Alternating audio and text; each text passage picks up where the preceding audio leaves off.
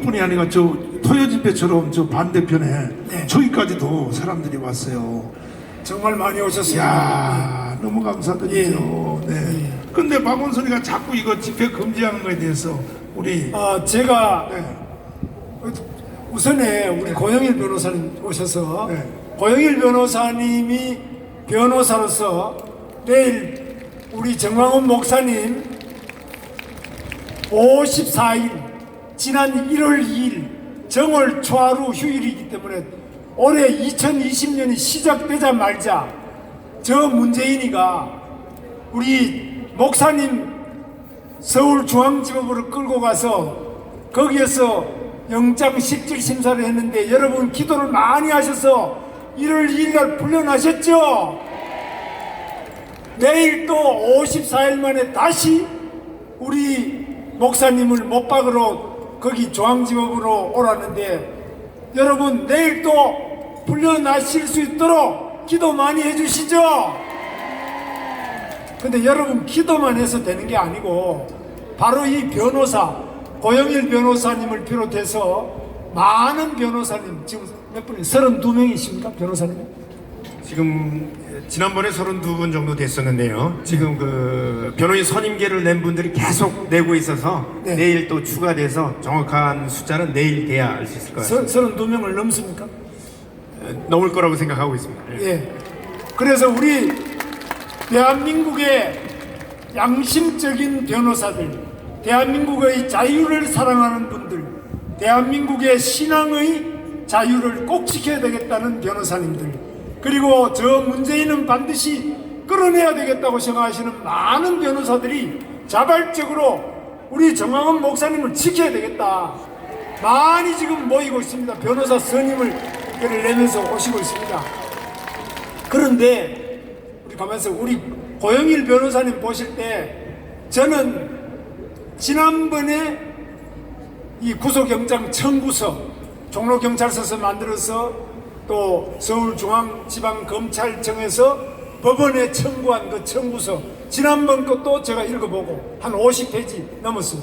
이번 거는 44페이지 제가 쭉 읽어보니까 이번에는 공직선거법 하나밖에 없어요. 지난번은 집회 시위에 관한 법률 뭐 온갖 거 다 해놨는데 이번에는 공직선거법 위반 요거 딱 하나 있는데 저도 선거를 8번 해서 선거를 좀 알고 그런데 공직선거법 위반 공소장이 44페이지 굉장히 길게 썼는데 내용은 열어보니까 하나도 없어요.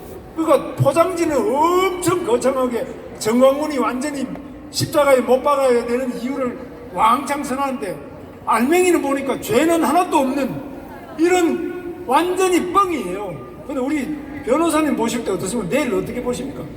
일단 그 정상적인 법조인의 이성적인 판단을 한다면 사실은 이제 선거 행위라는 부분에 있어서는 단순히 주관적인 이런 게 아니라 능동적인 행위로까지 나가야 됩니다. 그런데 이 경찰이 종로경찰서에서 주장하고 있는 바는 우리가 이 자리에 모여서 나와서 전 목사님께서 방금 발언하신 내용 우파를 중심으로 뭉쳐야 된다. 그리고 하나가 돼야 된다. 이 부분을 가지고 선거운동을 했다는 거예요. 종전에 선거법 위반 혐의로 정과가 있었기 때문에 선거권이 없는데 선거운동을 했다는 거예요. 여러분들 생각은 어떻습니까? 여러분들의 생각이나 정상적인 법조인들의 생각이나 법은 합리적인 판단을 하도록 되어 있는 것입니다. 그렇기 때문에 법리상으로는 선거법 위반 혐의가 인정되기가 어렵습니다. 그런데 지금 저는 박근혜 대통령 재판도 보고 32년형을 받았어요. 박근혜 대통령이 32년형을 받았고 여기 광화문에서 짝두를 갖다가 박근혜 대통령 목을 잘라가지고 애들 보고 그 축구공을 만들어서 발로 차고 돌아다니고 그 짓을 하더니만은 국회를 포위해서 탄핵을 시키더니만은 그 다음에 헌법재판소를 둘러싸고 또 촛불로 불을 태워 죽인다 그러더니만은 헌법재판관 만장일치로 또 했어요. 그래서 사람을 이렇게 죽이는구나, 마녀를 만드는구나, 인민재판을 이렇게 하구나 하는데 저는 박근혜 대통령 재판이 그래가 32년형. 그저께 며칠 전에 바로 이명박 대통령도 또 15년 징역형을 받았는데 법정에서 2년 올려서 17년을 해서 또 법정 구속을 시키더라고요. 이명박 대통령도 재임 중에 청계천 공사나 4대강 공사나 여기에서 하나도 돈 받았다는 건 없고 자기 형님하고 무슨 다스라는 회사가 누구 거냐 이걸 가지고 재판을 하는데 전직 대통령 전전 대통령을 제가 볼 때는 죄가 없는 사람을 나이 80된 사람 박근혜 대통령도 70이 되는 이런 나이 든 사람을 죄 없이 인민재판 마녀사냥을 해가지고 감옥에 집어넣는 거 보니까 우리 목사님 이 영장 청구서를 보면은 죄가 하나도 없어요. 제가 볼 때도 그렇고 우리 고영일 변호사 다 똑같은데 죄가 없는 사람을 잡아넣는 선수가 바로 저 문재인이 아니냐 이죠. 맞습니다. 실제로 2004년도에 노무현 대통령은 아예 열린 우리당을 지지해달라고 했습니다. 근데 선거법 위반 인정 안 했습니다. 우리 그 전 목사님께서 한 내용이 어디 특정 당을 찍어달라, 지지해달라 이런 내용이 있었습니까? 없었습니다. 전 문재인 끌어내야 한다. 그리고 이 대한민국 살려야 된다. 이 내용에 뭐 특별하게 어떤 정당을 지지하고 어떤 정당을 찍어라 이렇게 한 적이 있었습니까? 없으면 노무현이가 무죄였으면 정광훈 목사님도 당연히 무죄인 거예요.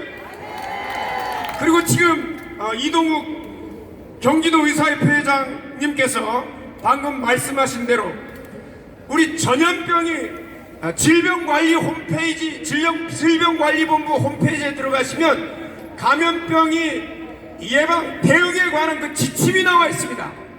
맨 처음에 관심 단계 외국에서 새로운 질병이 발생했을 때 관심 단계를 이 경보를 울리게 됩니다. 그 다음에 주의 단계는 이제 점차 확산되고 있을 때, 그 다음에 경계 단계는 바로 우리나라에 들어와서 지역적으로 어느 정도 확산되고 있을 경우, 현재 우리나라에서는 경계 단계에 있는 상황입니다.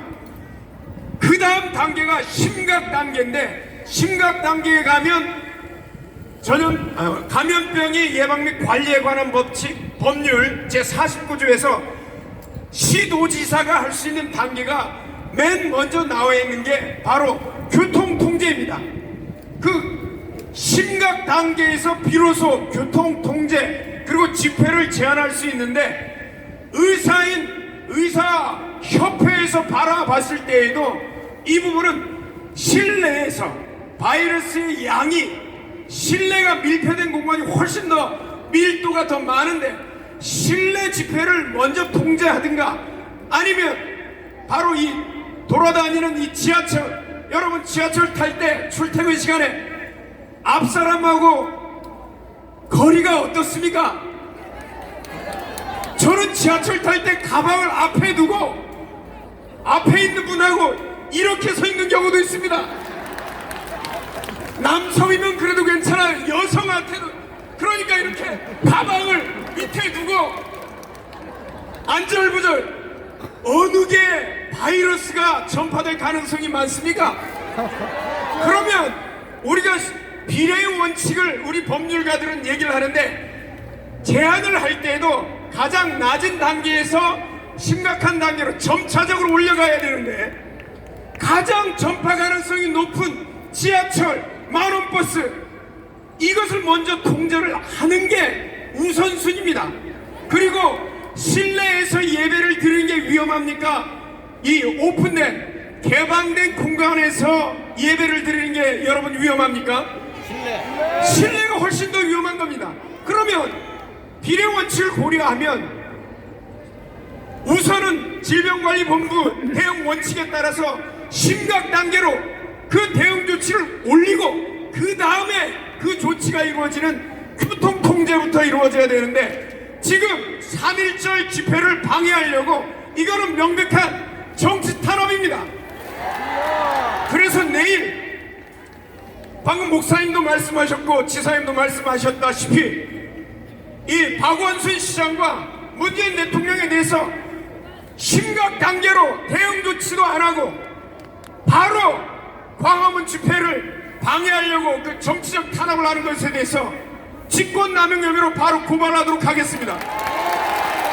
또한 지금 가장 중요한 것은 감염원이 대한민국에 중국인 관광객들이 하루에 5,000명 이상 들어오는데 이번에 대구가 왜 그렇게 확산이 됐습니까?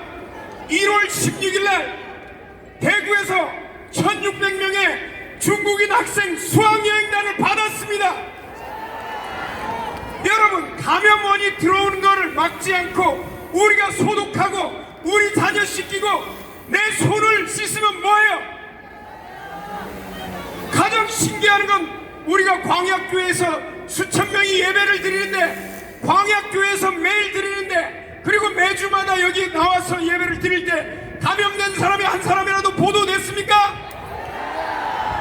더욱더 6월절 사건과 같은 일이 발생했는데 청와대 101 경비단에서 발생했다는 거예요. 아니, 중국인 관광객 청와대 방편락 환영하니까 애꿎은 우리 자녀들이 청와대 경비단에서 근무하는 경찰관들이 감염됐다는 거예요. 누구 잘못이에요? 경찰관 잘못이 아니잖아요. 누구 잘못? 문재인이나 박원순이나 맨 먼저 조치는 중국에서 들어오는 그 감염원을 바로 차단해야 될 것입니다. 그거 안 하는 것 자체가 직무유기입니다. 직무유기 혐의도 마찬가지로 추가해서 고발하도록 하겠습니다. 네, 우리 고영일 변호사 잘해주시는데 아까 이동욱 우리 의사회장 이야기를 들어보고 또 고영일 변호사 이야기 들어보면 제가 내리는 결론은 우선에 서울시장 박원순이 정말 국민들의 건강과 안전을 생각한다면은 우선 중국 관광객 입국을 막아야 되겠죠. 그 다음에 두 번째로 이 예배를 탄압하려고 저기 경찰들 저렇게 해놓고 또 여기 프레카드 앞에 붙은 거 뭐죠? 사람이 많이 모이는 거 하지 말라고 이래가지고 우리 정광훈 목사님이 인도하는 이 예배를 절대 못하게 해서 문재인을 보호하려고 하는 것이지 국민을 보호하려고 하는 게 아니죠.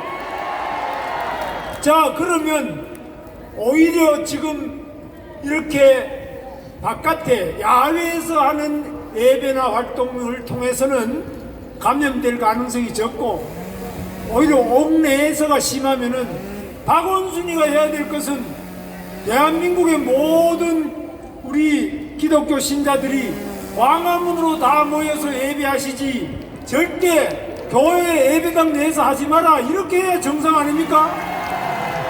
아, 그런데 이 박원순이 완전히 이 좌파 주사파의 두목입니다.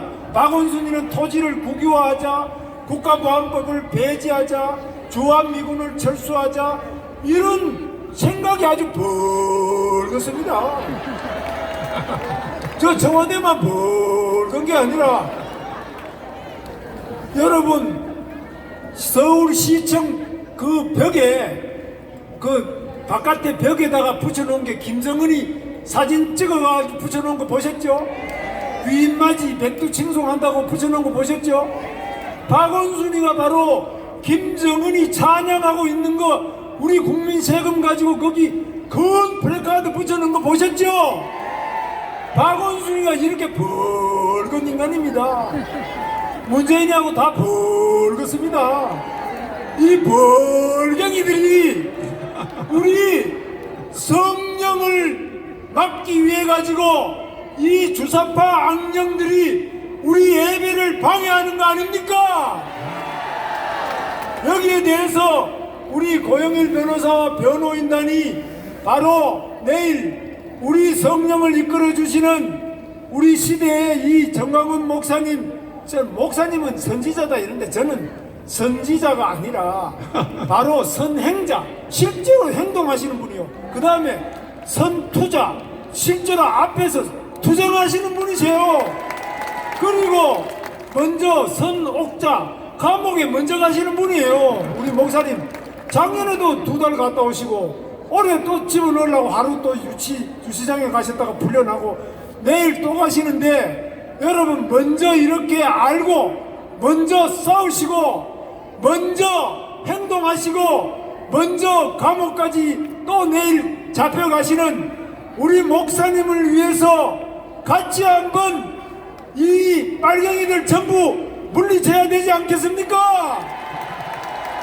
우리 모두 기도로, 우리 모두 행동으로, 우리 모두 이 광화문 이승만 광장에서 모이시는 예배하시는 우리 성도님들이 바로 이 우리들의 기도로 목사님을 건져내야 되겠죠. 그리고 우한 바이러스를 핑계를 대가지고 목사님을 탄압하고 우리의 예배를 방해하는 저 문재인, 박원순 뻘갱이들을 전부 다 몰아내야 되겠죠. 감사합니다. 우리 박수하겠습니다. 결국은 저 원수들이